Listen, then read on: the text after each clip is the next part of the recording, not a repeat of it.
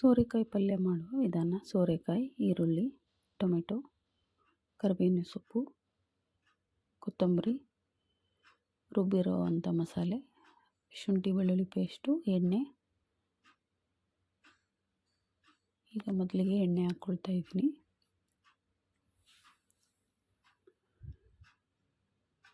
ಕರಿಬೇವಿನ ಸೊಪ್ಪು ಹಾಕ್ಕೊಳ್ತಾ ಇದ್ದೀನಿ.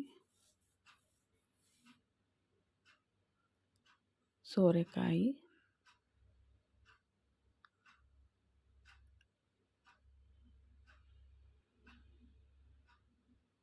ಈರುಳ್ಳಿ,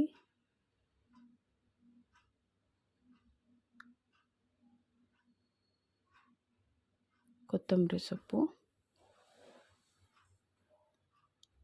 ಶುಂಠಿ ಬೆಳ್ಳುಳ್ಳಿ ಪೇಸ್ಟು,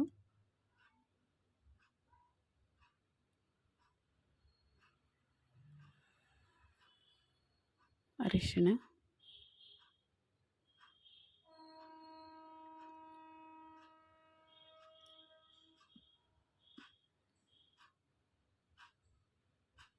ಎಲ್ಲ ಚೆನ್ನಾಗಿ ಕೈಯಾಡಿ ನಾನು ಒಂದು ಅರ್ಧ ಗಂಟೆಗಳ ಕಾಲ ಚೆನ್ನಾಗಿ ಬೇಯಲು ಮುಚ್ಚಿಡ್ತೀನಿ.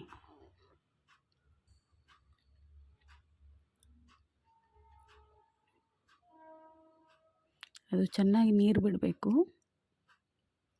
ನೀರು ಹಾಕೋ ಹಾಗಿಲ್ಲ, ಅದರಲ್ಲಿರೋಂಥ ನೀರೇ ಅದರಲ್ಲೇ ಬೇಯಬೇಕು ಚೆನ್ನಾಗಿ. ಈಗ ಒಂದು ಅರ್ಧ ಬಾಡಿದೆ.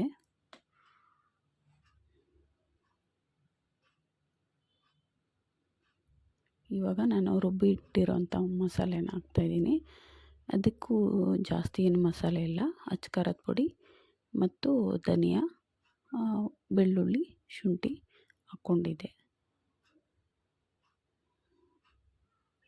ಟೊಮೆಟೊ ಹಾಕಿದ್ದೀನಿ. ಈಗೆಲ್ಲ ಮತ್ತೆ ಕೈಯಾಡಿ ಚೆನ್ನಾಗಿ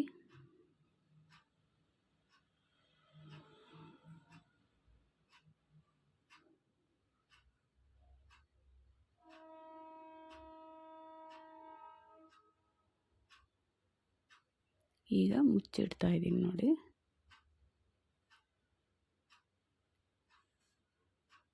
ಇದು ತುಂಬ ಯಾರಿಗೆ ಒಳ್ಳೆಯದು ಅಂದರೆ ಡಯಾಬಿಟೀಸ್ ಇರೋರಿಗೆ ತುಂಬ ಒಳ್ಳೆಯದು. ಉಪ್ಪು ಏನಂದರೆ ಬಿ ಪಿ ಏನಾದರೂ ಇದ್ದರೆ ಉಪ್ಪೇನು ಹಾಕ್ಲಿಲ್ದಂಗೆ ಕೂಡ ಕೊಡ್ಬೋದು. ತುಂಬ ರುಚಿಯಾಗಿರುತ್ತೆ ಸ್ನೇಹಿತರೆ.